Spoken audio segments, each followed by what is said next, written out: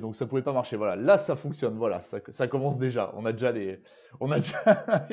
ça part déjà en freestyle.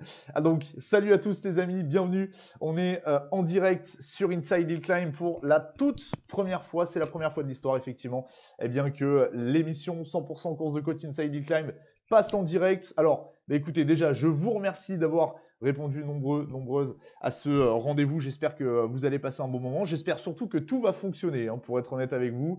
Je vous demanderai un poil d'indulgence si jamais c'est pas le cas. On essaiera bien évidemment de faire en sorte que tout fonctionne. Alors, avant toute chose, bien évidemment, c'est également bien, la deuxième saison d'Inside Hill Climb qui démarre ce soir avec des émissions qui vont se dérouler tous les jeudis soirs en direct, hein, comme vous l'avez vu sur les réseaux sociaux. Donc, c'est vraiment un tout nouveau rendez-vous que je vais vous proposer tous les jeudis soirs. Et puis, bah, écoutez, bien évidemment, vous le voyez, il y a un affichage un petit peu différent. Il y a pas mal de choses qui ont évolué. On a juste eu un petit bug, hein, qui nous a fait décaler un petit peu les caméras, mais j'espère que vous ne m'en voudrez pas. On recalera tout ça. C'est bien sûr les aléas du direct. Les amis, on a des invités exceptionnels aujourd'hui. Vous le savez, plateau spécial CN des années 2000. Ça va évoquer beaucoup de choses pour certains. En tout cas, moi, perso, ça évoque beaucoup de choses. Je vois que les premiers invités sont là. Je vous salue également. Eh bien, écoutez, les amis, on ne va pas perdre plus de temps. On va accueillir tout simplement nos invités. Les voici, vous les avez à l'écran. Je vais vous les représenter, bien évidemment, même si vous les connaissez tous. Alors, on va commencer dans l'ordre, hein, bien évidemment, que j'ai sur mon écran. On va commencer du côté de Dijon. Tiens, on va partir un petit peu dans la Côte d'Or. On va retrouver un ancien pensionnaire, bien sûr, du groupe CN. Pas que, hein, ça a été un grand nom de la course de côte pendant de nombreuses années. Il s'agit de Daniel Bassora. Salut Daniel. Bonjour, bonjour à toutes et toutes Bon, merci beaucoup d'être et à nos côtés bienvenue. dans Inside. C'est la première fois que tu viens dans Inside, hein, maintenant que t'es plus trop dans la course de côte, toi. Alors tu vas nous dire un petit peu tout ça, mais c'est un Et non, plaisir que de te revoir. C'est un vrai et plaisir non, que. course de côte, c'était avant, mais des bons souvenirs, très très Exact. très bons souvenirs. Exactement. Et puis écoute, on en reparlera bien sûr dans quelques instants. Deuxième invité. Alors là, on va aller toujours de ce côté-là, mais plutôt dans le doux, hein, pour le coup. On va aller retrouver quelqu'un qui, lui, nous a pas trop quitté en course de côte parce qu'il est là, il est plus tout à fait pilote, bien sûr, mais il accompagne deux garçons qui vont très très vite. On reparlera d'eux, bien évidemment. Il s'agit d'Éric Pernot. Salut Éric. Salut Pierre, merci de nous avoir invités déjà tous de se retrouver. Ça fait plaisir de se revoir et heureux de participer à cette émission en tout cas.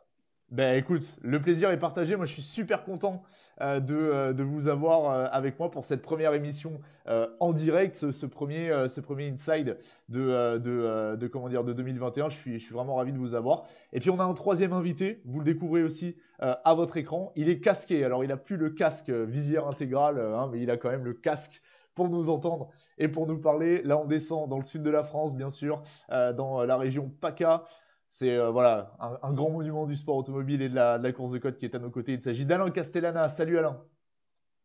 Oui, bonsoir, bonsoir à tous. Merci pour cette invitation et un grand plaisir de partager avec vous ce moment de discussion autour de la passion qui est la nôtre, la course de côte.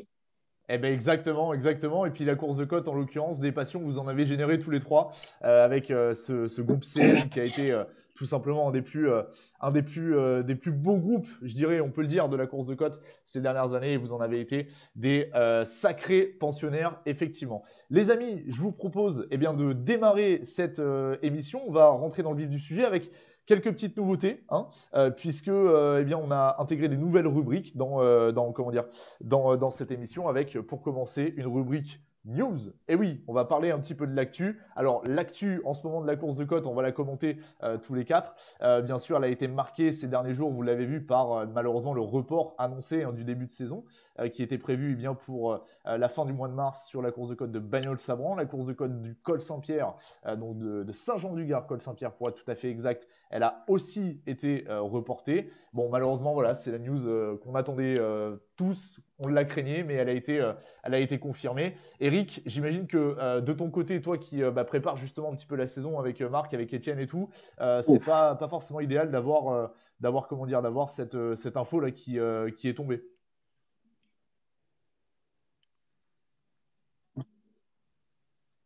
Tu nous entends, Je Eric? t'entends plus, Pierre. Ah, est-ce que tu nous entends?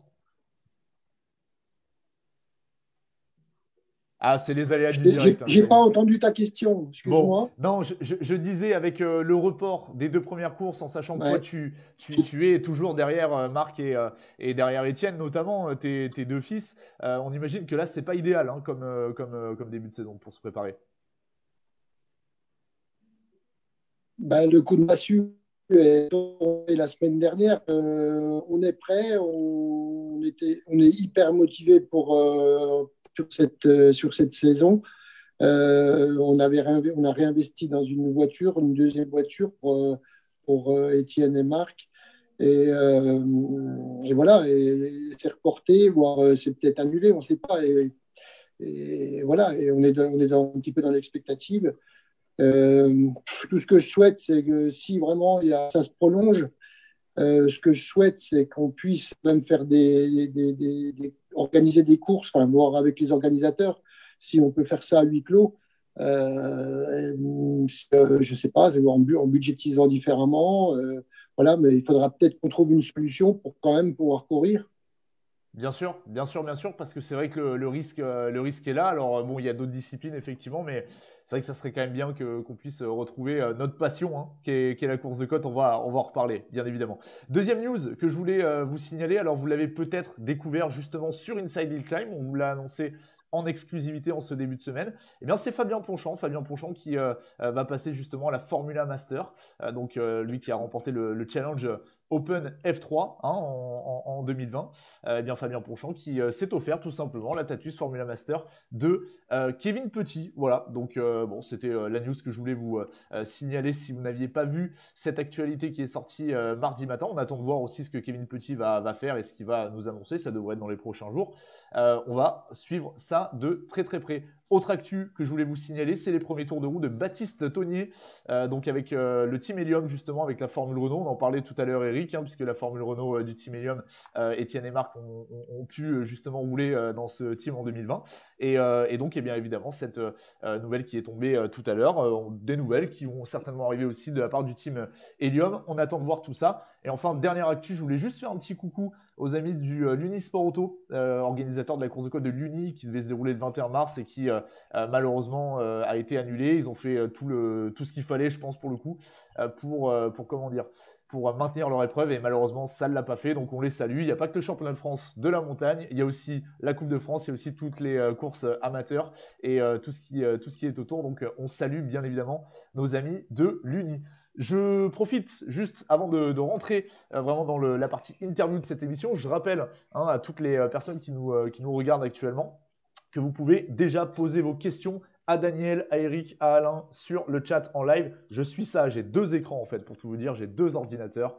Comme ça, vous savez tout et je peux lire et en même temps être avec justement nos invités de ce soir. Et on aura tout à l'heure un temps dédié hein, pour pas que ça, je dirais, prenne trop de temps. On aura un temps dédié hein, tout à l'heure dans l'émission où vous pourrez justement, où je poserai vos questions directement à Daniel, à Eric et à Alain. Messieurs, je vous propose de rentrer dans la deuxième partie de cette émission, la partie interview. On va discuter un petit peu course de côte, on va discuter CN, on va reparler de vos carrières respectives et eh bien on espère qu'on va rappeler un petit peu de passion hein, et donner un petit peu de nostalgie à toutes les personnes qui nous suivent. Ma première question, elle va être pour toi, Alain, puisque eh bien, ça fait maintenant quelques années que tu as quitté entre guillemets le monde de la course de côte. Alors raconte-nous, qu'est-ce que tu fais depuis? Comment tu t'occupes les week-ends? Qu'est-ce que tu fais de beau, Alain? Alors, moi, j'ai arrêté la course de côte en fin d'année 2010 et je me suis tourné vers la Coupe de France des circuits avec une Norma propulsée par un moteur 2 litres. Et j'ai fait quelques saisons en Coupe de France des circuits. J'ai fait 2 saisons en Formule Renault également en Coupe de France des circuits pour revenir une dernière fois à une Norma. Et donc, j'ai pris beaucoup de plaisir en Coupe de France des circuits. Donc, j'ai gardé le contact avec le sport automobile jusqu'à fin de l'année 2017. C'était un mois de novembre à Dijon, chez Daniel. Et j'avais fait des essais de la course, qui s'était pas trop mal passé d'ailleurs.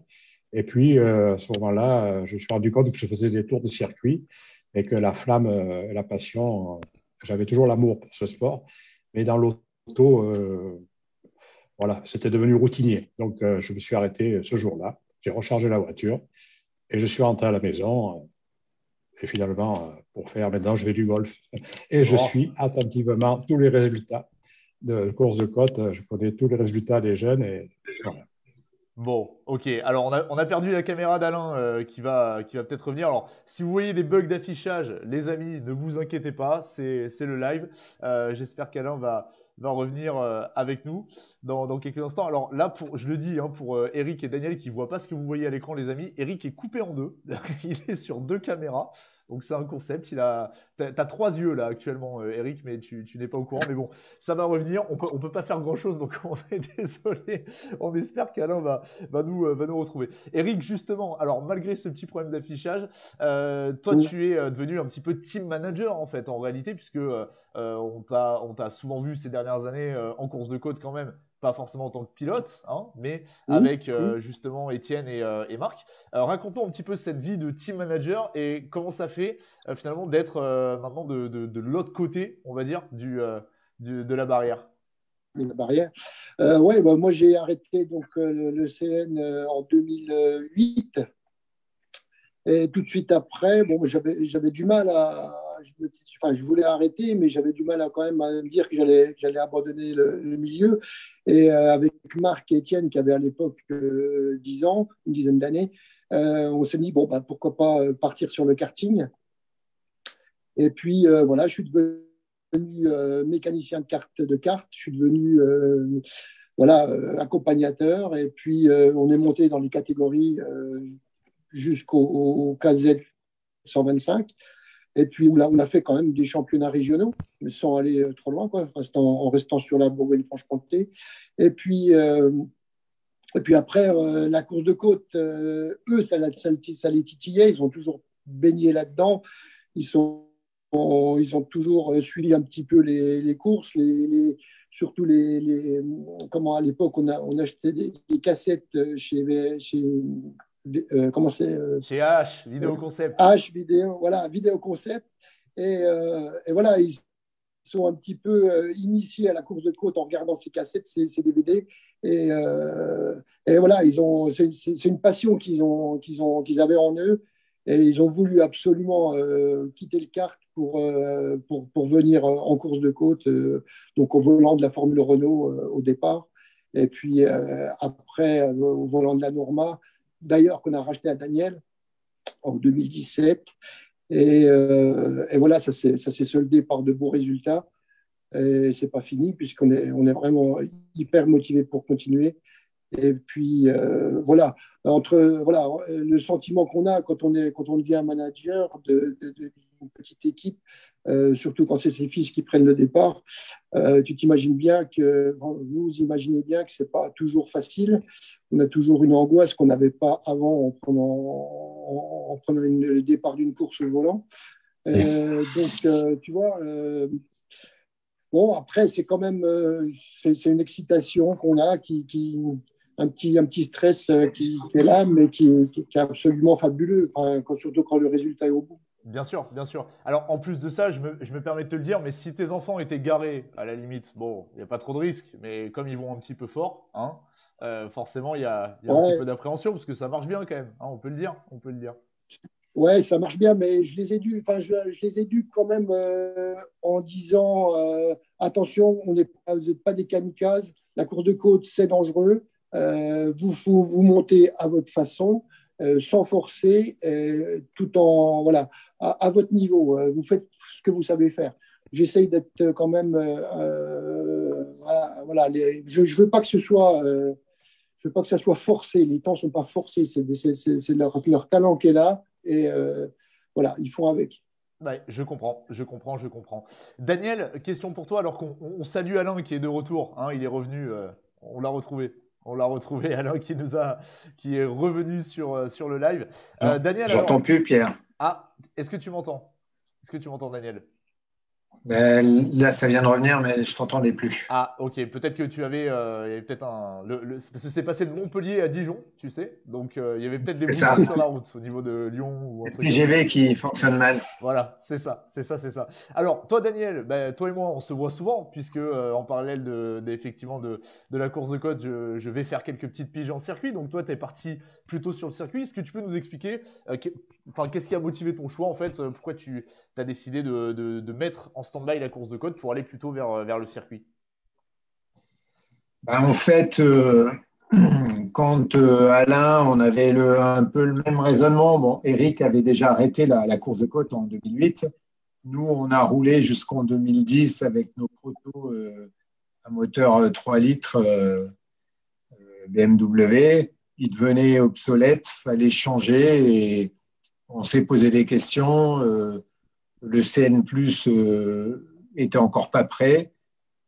On a eu, Alain et moi-même, des propositions pour aller en circuit. Puis moi, personnellement, Eric, j'admire ce qu'il fait parce qu'avec les gamins qui roulent comme ça, deux gamins en côte, on sait que ça reste dangereux. Mais bon, on a eu de la chance, nous, de ne s'être jamais fait mal. On n'a jamais été des kamikazes. Les trois, on a toujours quand même si on a tous eu quelques déboires, je ne voulais pas que mon fils Quentin soit dans la course de côte. Donc, je m'étais toujours dit, puis un peu les responsabilités que j'avais dans mon métier professionnel, il fallait aussi peut-être bifurquer vers le circuit, ce que j'ai fait en 2011. Donc, un choix un petit peu plus de sagesse, on va dire.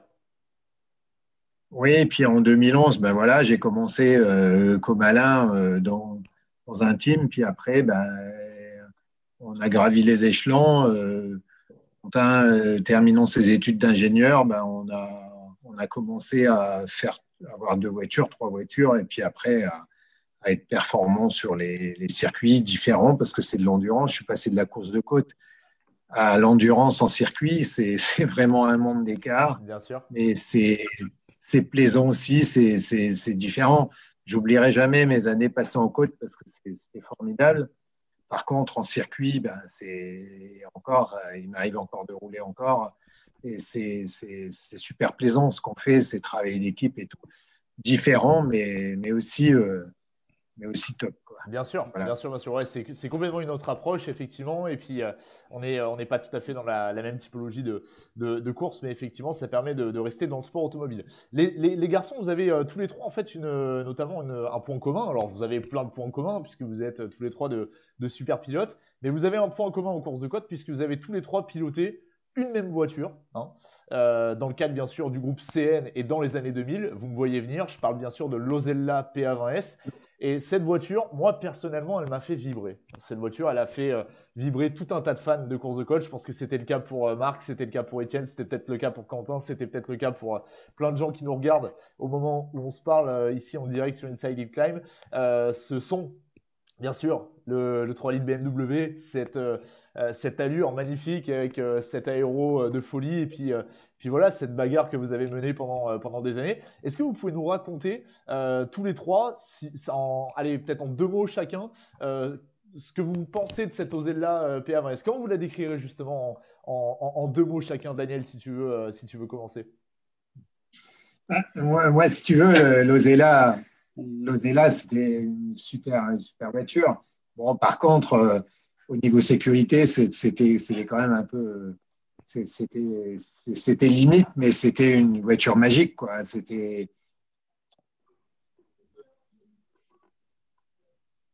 Alors, on a perdu un petit peu Daniel, mais il va peut-être revenir. Il va peut-être revenir. Eric, peut-être tu peux ça fera partie de mes souvenirs. Attends, Daniel, ouais, je vais te faire recommencer ta réponse parce que je crois que les internautes ne t'ont pas entendu. Il y a eu il y a eu une petite coupure. Donc, tu nous disais que cette voiture, elle était exceptionnelle, mais c'est vrai que d'un point de vue sécurité, elle pouvait parfois poser question, quoi. Oui, c'était une voiture tubulaire, très, très légère, et puis, mais qui fonctionnait super bien. C'était une voiture à l'époque, il y avait que ça qui allait super vite, et c'est vrai qu'on a pris un plaisir phénoménal dans les grands virages de Villafont et Chevannes. Là-haut, c'était magique. Rester soudé dans la grande parabolique, là. Eric, tu me diras pas le contraire. D'ailleurs, petite parenthèse à ce sujet, hein, je le dis sur la page Inside Incline, on a une vidéo donc de Daniel au Ventoux, hein, pour le coup. Ça marche plutôt pas mal. Hein, ça marche plutôt pas mal, ça récupère. Alors je crois que c'est pas avec l'Ozella de mémoire, c'est avec la Norma, mais ça marche quand même déjà plutôt fort. Eric, toi, selon toi, l'Ozella, PA20S, alors tu es celui des trois qui l'a peut-être gardé un peu plus longtemps que les autres. En 2 mots, comment tu la décrirais cette auto? Alors, l'Ozella, moi, j'ai eu, pendant ma carrière en CN, j'ai eu qu'une voiture, c'est l'Ozella. Je l'ai acquis en 2003. J'ai réussi à la faire fonctionner à partir de 2004-2005 jusqu'à 2007-2008. C'est vraiment une voiture qui m'a apporté énormément de plaisir. C'est vrai que, surtout, je dirais, en 2006-2007, j'étais le seul, mais j'étais le seul à être resté au Zella. Quand Cyril, Daniel, Alain voilà, avaient la Norma, ils avaient le droit à la boîte 6 vitesses, alors qu'avec l'Ozella, j'avais le droit à la boîte, je ne pouvais pas mettre la boîte 6, donc je restais en boîte 5. Et, euh, et voilà, j'étais un petit peu le seul contre tous. Et je me suis vraiment, vraiment régalé avec cette voiture. Bon, et puis on en a tous des souvenirs dingues. C'est vrai qu'elle était. Ouais, c'est des souvenirs de dingue. Et c'est vrai qu'elle faisait un petit peu. Voilà, c'est vrai qu'au niveau sécurité, je commençais aussi, moi, à la fin, à avoir un petit peu peur en me disant, en la regardant, en voyant les tubes. Et puis les tôles rivetées, ça fait par rapport maintenant, enfin, quand on voit les châssis carbone qui existent, c'est vrai que ça pouvait faire peur. Mais d'ailleurs, c'est peut-être ça qui m'a. Enfin voilà, je me suis dit, j'arrête avant de me faire mal, comme disait Daniel. Il fallait peut-être mieux des fois arrêter un peu plus tôt. Bien sûr, bien sûr, bien sûr. Non, on peut le comprendre. Alain, toi, comment tu la décrirais cette voiture? Alors, tu l'as pas gardée si longtemps que ça, cette Ozella PA20S, puisque t'as plus, on va dire, ta carrière des années 90-2000 en proto a plus été marquée par Norma, on va dire. Mais comment tu la décrirais, toi, cette voiture? Alors, moi, cette voiture, en fait, j'ai eu une Nosella pour faire un comparatif entre les Norma que j'avais précédemment et l'Ozella, parce qu'en fait, j'étais le seul à courir en Norma et je n'avais pas de référence chronométrique, donc je ne savais pas si la voiture allait bien et si moi, j'allais pas bien, ou inversement. Donc, j'ai pris l'Ozella pour 2 saisons. Donc, au départ, c'était pour voir. Et c'est une voiture qui m'avait surpris par sa charge aéro. Parce qu'à l'époque, Ozella, dans ce domaine-là, était très, très performant. Et je me souviens, à la Pomorée, sous les S, la voiture, la direction s'alourdissait parce que la charge augmentait bien sûr avec la vitesse. Et c'est quelque chose que j'avais ressenti pour la première fois. Ensuite, c'est une voiture qui est très maniable, la motrice est bien, c'est une très bonne voiture. Après, effectivement, en termes de sécurité, bon, par rapport aux voitures plus modernes, ça commençait à être vieillissant et plutôt, j'avais plus envie d'en sortir cette auto pour me retourner chez Norma. En plus, Norma avait sorti une nouvelle voiture sur laquelle on a beaucoup travaillé avec Norbert Guillem. Et cette voiture, l'objectif, dès que je l'ai eue, ça a été de faire gagner cette auto devant les Ocella. C'était un peu le challenge. Voilà, on a beaucoup travaillé sur la Norma et on a réussi à faire en sorte que la Norma marche aussi bien, voire mieux que l'Ozella. Et oui, alors du coup, la Norma est devenue un petit peu au fil de l'eau, effectivement, la référence, hein, à partir du moment où tu as roulé avec, où Daniel est passé aussi Oui. à la Norma. Il y a eu de plus en plus de pilotes qui sont passés à cette Norma. Daniel, toi, justement, t'es vite passé à la Norma. Hein, 2005, je crois, si je dis pas de bêtises, toi aussi, t'es passé à la J'entends Norma. plus, Pierre. Ah, alors attends, on va te retrouver. On sait qu'on a des soucis de son intempestifs avec Daniel. Tu nous entends, Daniel? C'est bon? Ça y est, Allez, ça y est. Donc, je te disais, effectivement, on parlait de la Norma à l'instant avec Alain. Toi aussi, tu as été un des premiers à rouler en Norma. Hein, tu as passé assez vite le cap, hein, de l'Ozella vers la Norma. oui, effectivement, c'est sûr que les Norma étaient. On avait l'opportunité, puis Alain, on avait quand même. On avait bien sympathisé tous les deux, et c'est sûr que j'ai décidé d'acheter une Norma que j'avais rachetée à Christophe Malatest.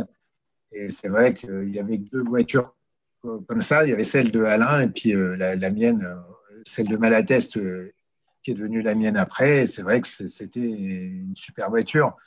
Et la voiture, elle avait, comme disait Alain, on retrouve l'aéro qu'on a en circuit et tout, que l'Osella avait beaucoup moins. Bon, en course de côte, ça servait moins. Mais Alain et tout a bien su la faire évoluer et moi par la suite également et à l'utiliser, quoi. Donc c'est sûr que Eric a réussi à bien. De toute façon, Eric, c'est un très grand pilote et a bien réussi à servir encore de l'Ocella, mais c'est vrai qu'il y avait plus beaucoup de gens qui étaient capables de l'amener comme ça, quoi. C'est vrai, c'est vrai, c'est vrai. Je pense on peut le signaler. Et alors justement, moi j'avais une question à ce sujet à te poser, Eric. Finalement, la Norma, ça t'a jamais branché? Toi, tu t'es jamais dit que tu allais, pourquoi pas, passer à cette Norma comme Daniel, comme Alain, comme d'autres? Non, je ne me suis pas posé la question. J'essayais de faire fonctionner cette voiture. Tu vois, j'ai mis, comme je disais tout à l'heure, j'ai mis 2 ans déjà avant d'y arriver. Après, je trouvais énormément de plaisir au volant et je voyais que je pouvais accrocher les autres, voire les dépasser. Et voilà, on l'a amélioré, on a travaillé dessus jusqu'en 2007-2008. Euh, j'ai réussi à me la mettre en main, à l'exploiter au maximum. C'était mon but. Je ne voulais pas avoir une voiture sans en arriver au bout. Et, c'est vrai que jusqu'en 2007-2008, j'ai réussi à faire des chronos très intéressants. Et après, bon, donc j'ai arrêté. Mais non, je ne m'étais pas posé la question. Quand il y a eu l'homologation de la boîte 6, j'ai eu un peu peur. Parce que je me suis dit, quand ils vont mettre le pignon de 6, est-ce que je vais être complètement largué ou pas? Et puis, les premières courses sont arrivées, j'ai vu que j'accrochais, que j'étais encore dans le coup. Donc, non, j'ai réussi, j'ai décidé de la garder.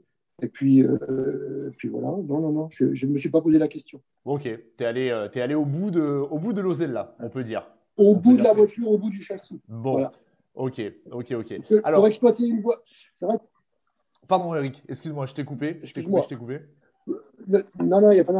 Je disais, pour exploiter une voiture comme ça à 100%, je savais qu'il y avait encore du travail et voilà, je voulais aller au bout. Bon, ok. Alors, Alain, Daniel, Eric, je vais avoir encore 3 questions à vous poser, mais je vais faire une pause dans l'émission. Et oui, j'ai une surprise. J'ai une surprise pour les invités, hein, enfin pas pour les invités, pardon, autant pour moi, pour les spectateurs qui nous regardent, puisque vous l'avez peut-être découvert ces derniers temps et en regardant cette émission, on a un nouveau partenaire. Ce nouveau partenaire, c'est Auto Hebdo, et on va vous offrir un cadeau. Et oui, par l'intermédiaire d'Auto Hebdo. Alors, je préviens tout de suite, c'est-à-dire que ce que je vais passer à l'écran risque de ne pas marcher, hein, je préfère le dire. Donc, ne m'en voulez pas, c'est pas de ma faute, c'est la magie du direct, on teste, hein, c'est comme ça. Il n'y a que ceux qui essaient qui échouent, hein, ou qui ne réussissent. On va passer, et ben voilà, ça marche pas, c'est-à-dire que Daniel s'appelle Alain Castellana, Eric s'appelle Invité 2 et Alain s'appelle Invité 3. Voilà, mais c'est pas grave, hein, on va prendre ça à la rigolade. Donc très rapidement, là je m'adresse effectivement à tous ceux, toutes celles et ceux qui nous regardent à l'instant où on se parle. C'est donc la Minute Auto Hebdo, le premier rendez-vous qu'on vous propose avec Auto Hebdo tous les 3e ou 4e jeudis du mois. Donc on va vous proposer tout simplement de gagner 3 mois d'abonnement à Auto Hebdo en version numérique. Pour cela, il y a une question à laquelle il va falloir répondre. Alors cette question, je m'adresse uniquement aux spectateurs parce que vous trois, vous avez la réponse et il y en a notamment un de vous trois qui a la réponse et il s'en souvient et je pense que c'est pas un très bon souvenir. La question est la suivante. Qui a gagné la course de côte de Bagnols-Saban, classement scratch, en 2007? Pour participer à ce concours, vous avez sur votre écran une adresse mail qui s'affiche autohebdo@insidehillclimb.fr. J'attends vos réponses par mail. Vous répondez jusqu'à 21h. On tire au sort demain et on annoncera le nom de la personne qui va gagner donc 3 mois d'abonnement à Auto Hebdo en version numérique, je parle, donc grâce à Inside Hill Climb et à Auto Hebdo. Je précise que la réponse se fait par email et non pas sur le chat, puisque je vois un certain Marc Pernaud qui a répondu sur le chat. Il n'a pas écouté les consignes. Voilà. On va repartir dans l'émission. Voilà, c'était la petite coupure pub. Et j'ai encore deux, trois petites questions à vous poser tous les trois. Je voulais partager un ressenti avec vous parce que pour moi, effectivement, si vous voulez, le CN des années 2000, vos bagarres à tous les trois, je pense aux bagarres aussi avec Cyril Frantz, avec Sébastien Petit, etc., etc. Pour moi, c'est juste l'essence même de la course de côte, comme c'était le cas pour la Formule 3000. Et vous, à vous trois, vous qui étiez dans l'intérieur, vraiment dans ce groupe CN, c'est quoi votre ressenti par rapport à ça? Est-ce que vous avez l'impression, vous avez le ressenti d'avoir un petit peu marqué l'histoire de la course de côte des années 2000, Daniel? Je sais pas, je suis pas, je dirais pas ça parce que ça fait un peu prétentieux. Et c'est vrai que quand on regarde, on se dit ça restait une belle époque quand les voitures faisaient du bruit, même si aujourd'hui il y a beaucoup de détracteurs, le bruit, on a les voitures électriques, mais c'est vrai que dans la montée, quand on nous entendait monter et un peu plus avant avec Eric, avec nos BMW M3 Groupe A, c'était magique, quoi. Et c'est vrai que je pense qu'on a vécu une belle époque. Et puis, la génération des années 90-2000 ont vécu aussi des belles histoires. C'est vrai que ça faisait des sacrées belles bagarres et je suis bien content d'en avoir fait partie, quoi. Voilà. Et puis, c'est toujours resté dans une bonne entente. On a, dans l'ensemble, tout le monde, c'était pas la guerre, quoi. Fatalement, on était des compétiteurs, mais ça se passait toujours bien. La course de côte, c'est quand même une super ambiance copain et c'est vrai que ça fait plaisir. C'est pour ça qu'on y est resté quand même tous assez longtemps. Bah, bien sûr, bien sûr, bien sûr, bien sûr. Eric, ton ressenti par rapport à ça, t'as l'impression, toi, d'avoir marqué l'histoire de la course de côte? Bah écoute, de l'intérieur comme ça, j'ai pas l'impression. Puis quand on discute un petit peu, voilà, maintenant quand je vais sur les courses, on voit qu'il y a une certaine nostalgie de cette époque du BM 6 cylindres. C'est vrai que quand on regarde les vidéos, quand on entend les bruits, quand on voit arriver les voitures, là, c'est superbe. C'était des super. Je pense qu'en tant que spectateur, c'était vraiment magnifique. Les bagarres qu'il y avait, c'est vrai qu'il y avait des beaux plateaux. Mais bon, voilà, c'était une époque, faut pas, voilà, moi je suis pas nostalgique. Je m'aperçois que là maintenant, les plateaux en 2 litres sur le championnat, les championnats actuels, il est fabuleux aussi. Les bagarres qu'ils ont à haut niveau, voilà, c'est magnifique. Enfin, il y a des beaux plateaux aussi maintenant. Donc voilà, on a marqué peut-être la course de côte, mais elle continue, la discipline continue et elle se porte bien. Bien sûr, bien sûr, bien sûr, bien sûr. Alain, alors, Alain, on t'a retrouvé, tu nous as requitté, on t'a retrouvé. Est-ce que toi, tu as, comme je l'évoquais tout à l'heure, est-ce que tu as l'impression, toi, d'avoir marqué l'histoire de la course de côte, justement? Aïe, aïe, aïe, on n'a plus Alain, on n'a plus de son sur Alain. Si. Est-ce qu'on t'entend, Alain? Non, on n'entend plus Alain, on n'entend plus Alain. Aïe, aïe, aïe, aïe, aïe, aïe, aïe, aïe. Castellana, Meca, poste 0. Voilà. C'est l'info sur le live. Alain, peut-être que. Essaye de regarder si le micro est pas barré comme tout à l'heure, tu sais, sur le téléphone. Ah, c'est la magie du direct, hein. Voilà. Ah, super. Là. C'est bon. C'est Bon, bon, c'est bon. Voilà, On voilà. t'entend. Bon, très bien. Oui, en fait, je disais que non, je n'ai pas l'impression d'avoir marqué la course de côte. Ce qui a marqué la course de côte, ce sont les proto 3 litres avec des moteurs BMW. Nous, on n'était que des animateurs, on a pris beaucoup de plaisir, on a fait de super bagarres. Avec, il ne faut pas oublier d'ailleurs Cyril, qui était sans doute un des meilleurs parmi nous et qui a été présent de longues années. Donc, je l'ai pensé pour lui. Après, de là à dire qu'on a marqué une époque, oui, c'était une époque, mais elle n'est pas marquée par nous. Elle est marquée par la technologie, par le bruit fabuleux des BMW, qui à l'époque n'avait pas de silencieux. Voilà, il y avait d'extraordinaires Formule 3000. Toutes les catégories de voitures ont marqué de leur empreinte une époque de la course de côte. Bah, écoute, moi je vais te dire un truc, Alain. Je lis les commentaires depuis tout à l'heure que vous n'avez pas encore. Je peux vous assurer, les gars, que tous les trois, et on salue aussi Cyril, hein, bien évidemment. Je voulais faire un plateau avec que des nouveaux invités, donc c'est pour ça que j'ai pas invité Cyril, mais on salue Cyril, bien sûr, qui est un fidèle d'Inside. Je peux vous assurer que quand je lis tous les commentaires que j'ai à l'écran, je peux vous dire que vous avez marqué la course de côte, les gars. Vous avez pas juste fait rouler des voitures, et c'est pas juste les voitures qui ont marqué la discipline. Je vous le confirme, parce qu'effectivement, il y a quelques commentaires à ce sujet. Avant de passer à la suite de l'émission, puisque l'heure tourne, il est 19h43 et on va faire en sorte de comment dire, de pas vous garder trop longtemps, parce qu'après il y a le couvre-feu en plus, attention, pour ceux qui doivent rentrer chez eux.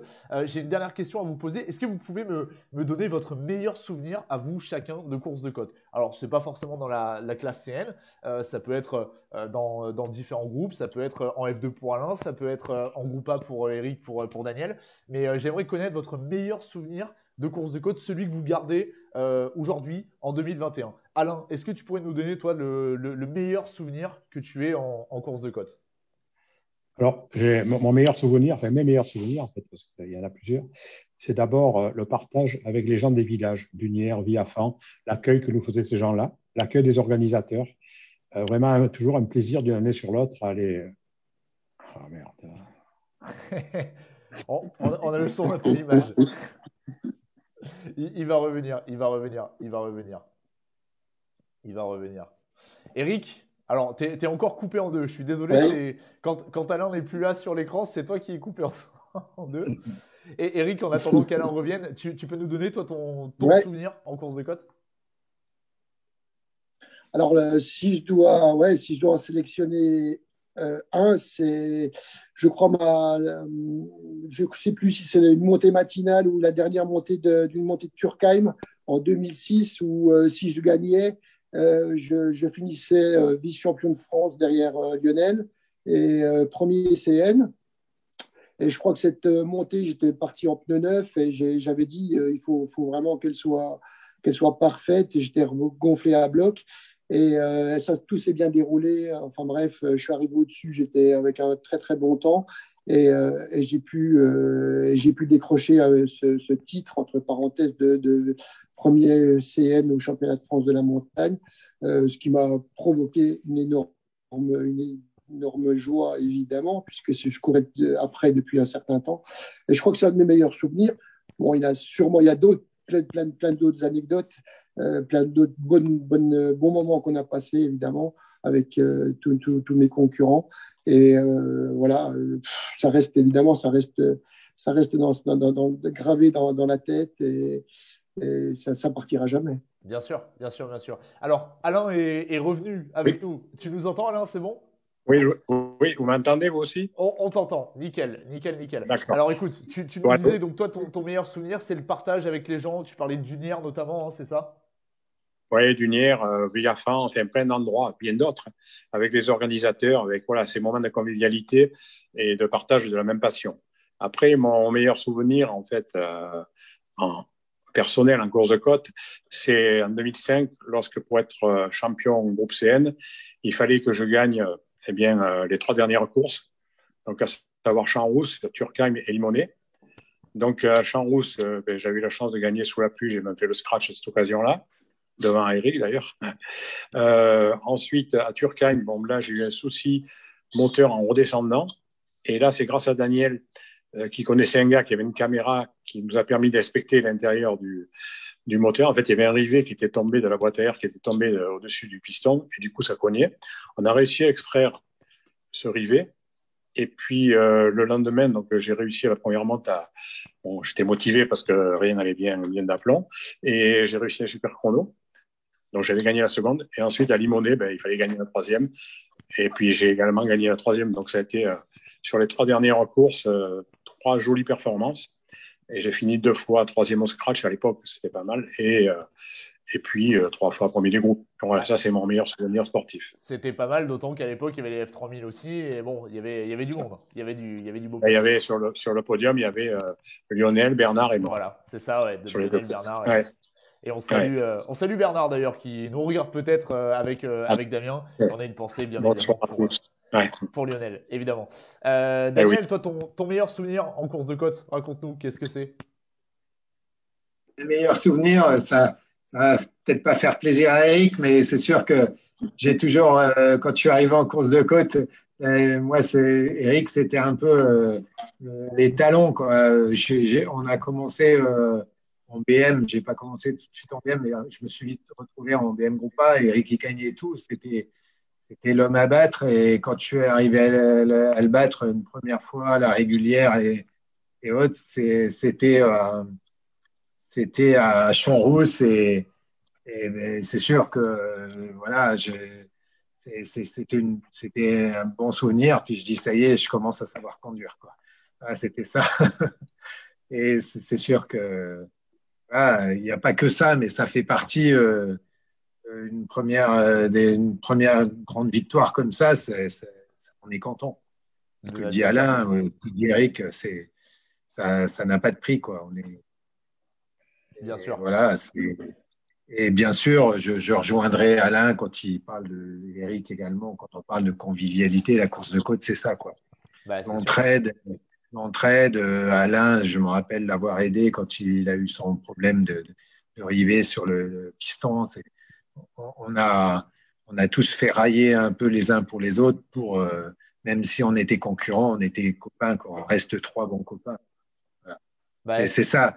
Et pour moi, c'est ça le plus important, quoi. bien sûr. Ça, on n'en tirera jamais, quoi. Et c'est ça, voilà, c'était aussi le but de cette émission, parce que voilà, je voulais aussi vous réunir, c'était le but du jeu. Alors, bah écoutez les gars, je vous remercie d'avoir répondu à mes questions. On va maintenant passer aux questions des internautes. Alors, chers internautes, je le dis, j'arrive plus à voir toutes vos questions. Alors, je me rôde, hein, je suis pas, voilà, c'est ma première en live pour tout le monde, hein. C'est la première en live pour celui qui anime, c'est la première en live pour les invités. Donc, je vais essayer de vous reposer les questions. N'hésitez pas, pour celles et ceux qui ont posé des questions un peu plus tôt, de copier-coller vos questions et de les republier en commentaire. Désolé, ça va vous faire doublement en commenter, mais ça me permettra effectivement de pouvoir reposer les questions. Et je vais commencer avec justement une question pour toi, Daniel, qui est posée par Alex Théroux. Daniel, tu te rappelles de la piscine sous la structure, c'était où? Eh bien, on n'aura pas la réponse. Voilà. Daniel, tu nous entends? C'est bon? Non, j'ai pas du tout entendu. Je te disais, on a Alex qui nous demande la piscine sous la structure, c'était où? C'était à la course de côte de Dunière. Bon, ok. Course de côte de Et Dunière. il faut bien donner le bonjour à Alex. Eh ben, écoute, Alex nous regarde, je pense, puisqu'il nous a laissé un petit commentaire, donc je pense qu'il nous regarde. Je passe, d'ailleurs, juste parenthèse, pour tous les trois, il y a un nombre de messages incalculable pour toi Alain, pour toi Eric, pour toi Daniel. Vous avez vraiment des fans, hein. Je vous le dis, c'est vraiment impressionnant le nombre de personnes qui sont là. Je passe aussi tous les messages où on nous dit waouh, je me souviens de ce passage de folie à tel endroit et tout. Donc non, vous avez vraiment marqué les comment dire, l'histoire de la course de côte. Je peux vous le confirmer. Alors on a des personnes qui sont là. On a un certain Fred Santarelli qui est dans le coin aussi, qui vous passe le bonjour, messieurs, hein, voilà, je vous donne l'info. J'essaie de retrouver les questions. Salut Fred. Voilà, il nous entend, je sais qu'il nous écoute. Comment je peux faire pour voir toutes les questions? En fait, il y a tellement de questions, les amis, que comment dire, que c'est pas évident. Alors, il y a Benoît qui nous dit merci beaucoup Alain, cette époque de partage, c'était une véritable communion avec le public, les riverains et les organisateurs. Bah voilà, tu vois Alain, t'étais pas le seul à le dire, effectivement. Vous étiez plusieurs à le dire.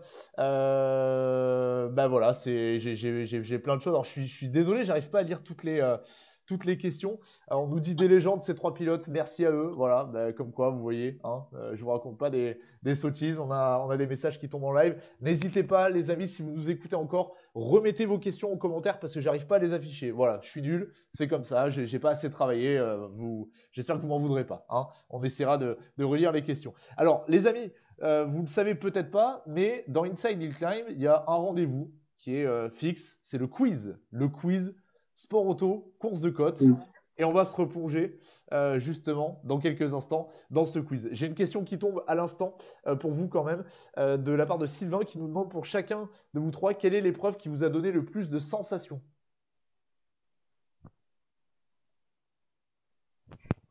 Ouais, je peux répondre en premier? Vas-y Eric. Allô. Ouais, tu nous entends Eric? Je pense que je suis sûr qu'on est les trois à répondre pareil. Et je pense que quand on va parler du Mont Ventoux. C'est possible. Alors on a reperdu Alain.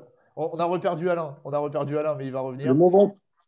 Donc toi Eric, pour toi c'est le Mont Ventoux, ouais, le Mont Ventoux. Donc pour moi c'est le Mont Ventoux. C'était 10 km, c'était fabuleux, avec des vitesses impressionnantes, des courbes à fond. Voilà, en proto comme en voiture fermée, c'était fabuleux. Ok. Daniel, tu es d'accord avec Eric? Eh oui, j'allais dire le Mont Ventoux, c'est là où on prenait un plaisir extrême, 10 km.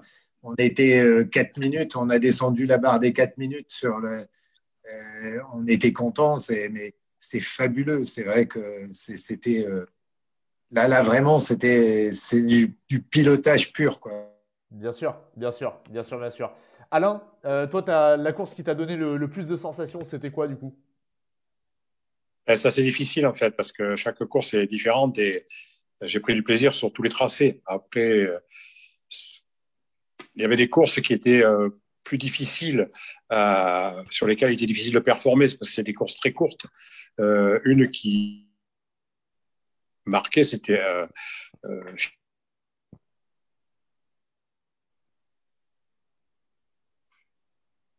Alors, on a perdu Alain.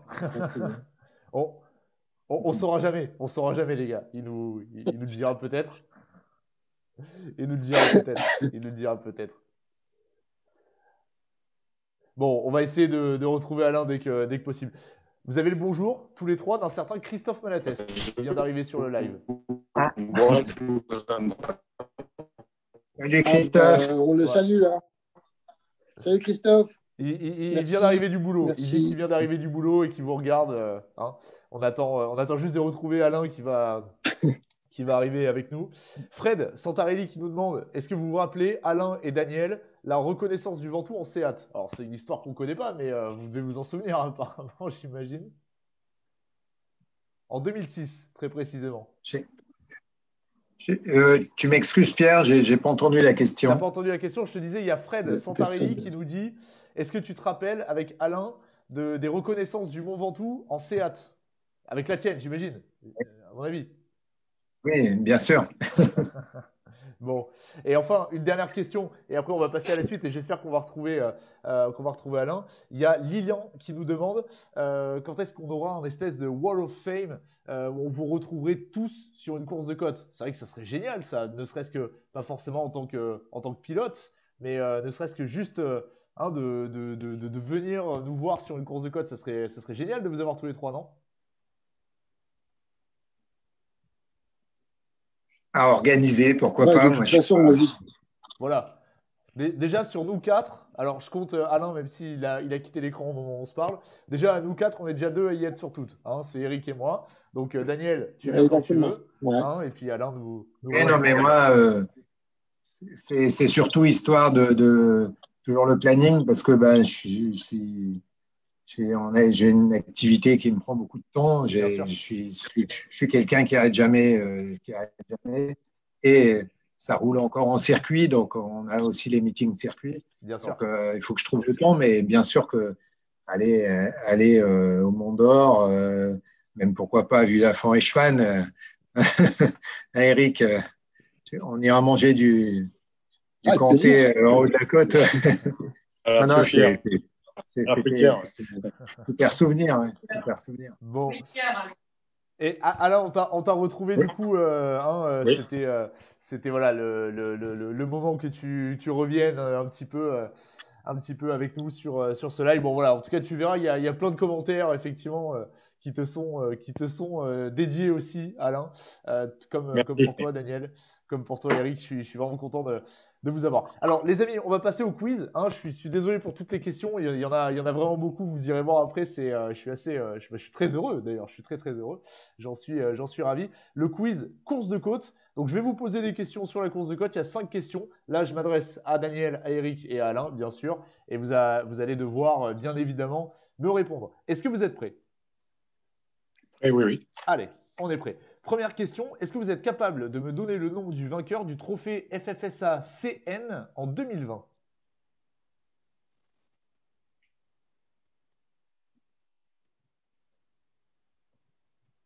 Alors, Daniel, tu l'as ou pas?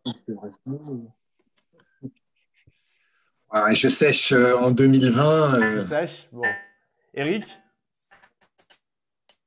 Attends, je réfléchis. En 2020. Donc l'année dernière. Alain, ça te parle? Non, c'est. Bon, je vous donne la couleur de la voiture, peut-être? Elle est noire.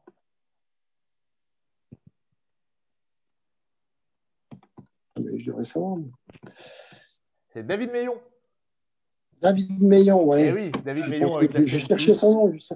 Avec la CN+, vainqueur du trophée FFSA CN 2020. Alors, j'espère qu'on va retrouver Alain à nouveau dans le cours de ce quiz. Deuxième question, est-ce que vous êtes capable de me donner le nom du champion de France CN en 2004? Sébastien Petit. Sébastien Petit, ouais, exactement. Bonne réponse de la part d'Éric Pernot qui a dégainé en premier. On salue Seb, hein, on salue toute la famille Petit qui nous regarde. Il y avait Axel tout à l'heure, Axel, le fils de Seb, qui était là, qui nous a mis un petit message, qui nous parlait du bruit, je crois, si je dis pas de bêtises, de vos autos de l'époque. Troisième question, je vais vous demander, messieurs, de me citer le nom du vainqueur en titre de la dernière Coupe de France de la montagne. C'était en 2019. Monsieur Chabot. Ouais, c'est ça, Thomas Chabot. Alors, Daniel, bon, en même temps, c'est vrai que tu as quitté la course de côte il y a quelques temps, alors tu suis peut-être plus trop l'actualité. Ouais, je suis moins. T'es moins au fait qu'Eric, ouais, effectivement. Alors, je suis moins au fait qu'Eric. C'était voilà. Thomas Chabot. Et je vous en parlais. Pardon, excuse-moi, Daniel. J'insiste, c'est pas parce que je ne m'y intéresse pas, mais c'est vrai que ça reste toujours des grands pilotes. Hein. Mais c'est vrai que je suis beaucoup moins les classements, à part fatalement le championnat, bien sûr, avec le frère Nico Schatz. Bien sûr. Ce qui est normal en même temps. Hein, ce qui est normal, on peut pas tout faire. Alain est de retour avec nous, donc ça c'est plutôt cool. On a Alain qui est à nouveau avec nous. Alors Alain, je crois que il faut encore cliquer sur le micro, me semble-t-il, comme tout à l'heure. Oui, c'est bon. Super. Voilà. Donc, je parlais de Thomas Chabot, évidemment, puisque Thomas Chabot qui a gagné la Coupe de France avec une Norma, hein, bien évidemment. Quand on parlait des CN, c'était le but du jeu. Je vais vous demander, messieurs, pour la 4e question, de me donner le nom du dernier pilote à avoir placé une CN sur le podium final d'un championnat de France de la montagne.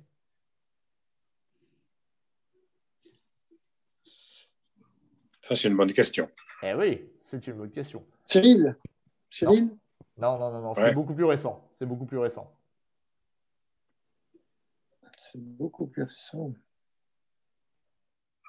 CN. Ah bah oui, CN, c'est avec les 4 litres. Eric, t'es mieux placé que nous là pour répondre. Non. Ben, n'allez pas dans les 4 litres. C'est pas dans les 4 litres. Non. 2019. Ben, c'était le CN pourtant. Ouais, CN. Et c'est en 2019. Ah ouais. 3e du championnat en 2019. Kevin Duro. Kevin Duro avec la Norma 2 litres. Avec la Norma 2 litres. Désolé pour les jeunes, on commence à être des yeux. Hein. Ouais, c'est pas grave. Ils t'en voudront pas. Et enfin, la dernière victoire en CN, en championnat, donc sur une course d'une voiture du groupe CN. Est-ce que vous êtes capable de me dire qui en est l'auteur et sur quelle épreuve? Alain Castellana à Champs-Rousse. Non, raté. Toi, tu penses trop au CN de votre époque, Eric. Ah oui, oui, oui, oui. C'est pour ça. Euh, Dernière victoire d'une CN, c'était en 2018. Daniel, tu l'as ou pas? Tu l'as pas non plus? non. Et j'entends plus bien. Je suis en train de. Je sais pas ce que j'ai fait. Alors, je disais la dernière victoire d'une CN en championnat, en scratch, hein, bien sûr, au classement scratch. C'était donc Geoffrey Schatz à Viafan en 2018 avec la CN+, là pour le coup, avec la 4 litres. Avec la 4 litres, effectivement. Allez, Avec on la retrouve CN+. Alain. Alain, on le retrouve. Alors, je sais Voilà. pas si tu avais la Oui. réponse, Alain, à ma dernière question ou pas? Non, La dernière victoire d'une voiture du groupe CN sur un scratch. non, j'ai pas de réponse. Bah, c'était Geoffrey Schatz en 2018 Ah oui, à mais Viafan oui. avec la CN+. Ouais. Voilà, voilà. Ouais. Bon les amis, il est 20h02, donc il y a un peu de retard, c'est de ma faute. Ce que je vous propose, on va conclure cette émission et je vais vous proposer tout simplement le mot de la fin. Alors Alain étant à nos côtés, la connexion est à peu près stable du côté d'Alain. Alain, écoute, si tu veux en profiter pour remercier qui que ce soit, ça peut être tes partenaires de l'époque, ça peut être des amis, la famille, qui tu veux, eh bien écoute, je te laisse carte blanche, c'est à toi de jouer. Écoute, voilà, donc je vais conclure en disant que j'ai eu beaucoup de chance de faire cette longue carrière en course de côte. C'est là que j'ai eu les meilleures sensations et j'ai eu le plus de ressentis, le plus d'émotions au niveau sportif. Tous les gens qui m'ont entouré tout au long de cette période, je les en remercie. Je remercie tous les organisateurs nous avoir permis de courir, les mécanos qui sont venus avec nous, nos amis, et puis bien sûr les partenaires sans qui je n'aurais jamais pu courir à ce niveau. Voilà, donc je suis très heureux d'avoir pu profiter de ce beau sport et de ces belles montagnes. Et j'ai toujours en moi les sensations de chacune des courses. Je suis capable encore de les refaire mentalement et de les revivre. Et ça, c'est quelque chose qui me suit et j'en suis très heureux. Bon, super. Bah, moi, je te remercie Alain d'avoir été dans cette émission et je peux te dire, tu as marqué plus d'une génération de fans. Pour répondre à la question que j'ai posée tout à l'heure, qui nous était posée sur le chat, tu serais OK pour revenir là, un de ces quatre sur une course, même en spectateur, mais pour faire des retrouvailles avec Cyril France, avec Sébastien Petit, avec Daniel, avec Eric, pourquoi pas, ça te dirait, toi, tu serais prêt à revenir? Ah, mais avec plaisir. Bon, et ben voilà, le rendez-vous est pris, il suffit juste de savoir Allez, quand. Et puis, voilà. et puis voilà. Eric, je te laisse ton mot de la fin, c'est à toi de jouer. Voilà, moi, je voulais simplement dire que la course de côte, ça m'a apporté énormément, que j'ai pris énormément de plaisir, voilà, il a fallu arrêter, mais j'étais réfléchi, voilà, il fallait passer à autre chose. Je suis content de rester dans ce milieu et d'accompagner mes enfants. Et voilà, on a plein de projets, on a plein de projets, on a une envie de courir, ils ont les dents qui quittent. Donc, tout ce qu'on espère, c'est vraiment que tout ce virus, toutes ces choses s'arrêtent, qu'on puisse courir en liberté et en toute sécurité aussi. Et voilà, mon souhait est vraiment que les organisateurs soient libres et puissent organiser leur épreuve en toute sérénité. Bien sûr, bien sûr, bien sûr. Merci à toi en tout cas également Eric, c'était un vrai plaisir que de t'avoir. En plus Eric, Alain, on ne vous voit pas souvent dans les médias course de côte, on va dire, donc je suis d'autant plus ravi de vous avoir eu. Daniel, bah, écoute, c'est à toi de conclure la conclusion. Vas-y.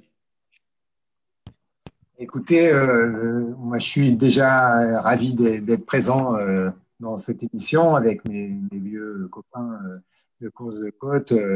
C'est vrai qu'on est resté toujours amis, mais bon, on se voit certainement pas assez souvent.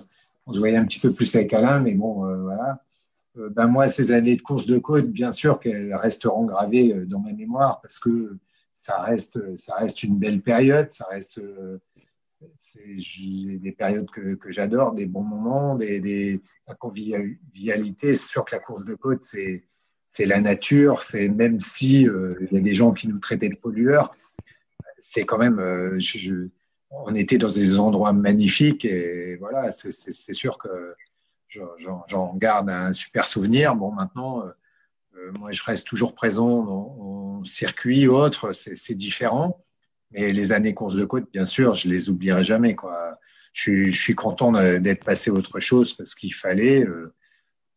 Mais aujourd'hui, course de côte, ça reste une période de ma vie gravée, comme disaient Eric et Alain, à jamais dans nos mémoires, fatalement. Bon, super. Puis un grand merci à toi, Pierre, de nous permettre de nous exprimer, puis à tous les auditeurs et tous les amis de la course de côte qui sont derrière nous et derrière maintenant les plus jeunes et ceux qui font le spectacle actuellement. Ouais, bah c'est cool, franchement, je suis ravi de voir le nombre de réactions qu'on a eues. Moi, je vous remercie, je te remercie, Daniel, et c'était vraiment un plaisir que de vous réunir. J'avais vraiment envie de vous avoir tous les trois sur ce plateau. Je vous remercie du fond du cœur d'avoir participé à cette première émission donc, de l'année 2021 sur Inside Hill Climb. On se revoit peut-être un petit peu plus tard dans le fil de l'année. On ne sait jamais si vous êtes dispo. Je vais m'adresser maintenant à toutes celles et ceux qui nous ont regardés en live ce soir. Alors, cette première émission, c'était pas parfait. Il y avait des petits bugs. Il y a des trucs qui ont marché, qui ont plus ou moins marché. Bon, c'est perfectible, bien évidemment. Il y a encore des réglages à faire. C'est la première course de la saison et on a encore quelques petits réglages à faire. Blague à part, je vous remercie parce que vous avez été super nombreux à nous regarder, à commenter, à partager. J'ai vu les stats en live et je pense que voilà, vous étiez nombreux et nombreuses au rendez-vous. Donc, merci beaucoup d'avoir participé à cette émission, d'avoir regardé cette émission. On se donne rendez-vous jeudi prochain pour une nouvelle émission. Et d'ici là, bien sûr, restez connectés sur Inside Hill Climb pour avoir toute l'actu de la course de côte. Alain est parti avant nous, pour le coup. Mais nous, on va se quitter là. Merci beaucoup à Alain, même si il n'est pas avec nous. Merci Daniel, merci Eric. Je vous remercie sincèrement d'avoir accepté de participer à cette émission. Merci à tous. Je vous souhaite une excellente soirée. À très vite.